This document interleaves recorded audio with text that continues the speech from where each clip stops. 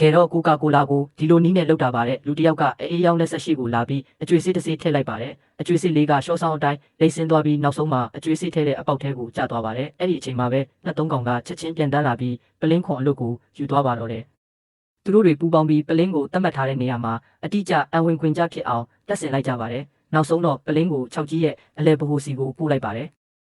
ဒီနေရာကတော့ကိုလာဖြစ်တဲ့အလုပ်ရုံမှာပဲကိုလာရည်တွေကိုပလင်းထဲကိုအမြန်လောင်းထည့်လိုက်တာနဲ့ပူပေါင်းလုံးလေးတွေကပလင်းနဲ့မှအမြန်ဝင်းရလာကြပါတယ်ပလင်းတစ်ခုလုံးပူပေါင်းတွေနဲ့ပြည့်သွားတဲ့အထိပါပဲတစ်ဖက်ကအလုပ်သမားကလည်းကိုလာတွေလုံးဝလုံခြုံသွားအောင်ပလင်းကိုအဖုံးတိတိကျကျပိတ်ပေးပါတယ်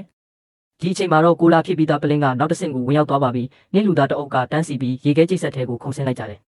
ပြီးတော့တင်းငယ်တဲ့ရေခဲမုံတွေနဲ့နှင်းမုံတွေအဖြစ်ပြောင်းလဲသွားပါတယ်အဲ့ဒါတွေကိုလေနဲ့တိုက်ခတ်ပြီးကိုလာပလင်းစီကိုမှုတ်ထုတ်လိုက်ပါတယ်ဒီအဆင့်ကရေခဲစိန်ကိုလာထုတ်လုပ်မှုအဆင့်ကိုပြည့်စုံသွားစေပါပြီအဲ့ဒီနောက်မှာတော့လေထဲမှာတင်လောင်စာစီဖြစ်တယ်လို့အဆင့်ဆင့်လှုပ်ဆောင်ပြီးနောက်ရေခဲစိန်ကိုလာပလင်းကတဲပိုးတဲ့စတိုင်းကျိုးပေါ်ကိုညင်ညင်တတလေးရောက်ရှိသွားပါတယ်မကြခင်ရောင်းချတော့မှဖြစ်တဲ့အတွက်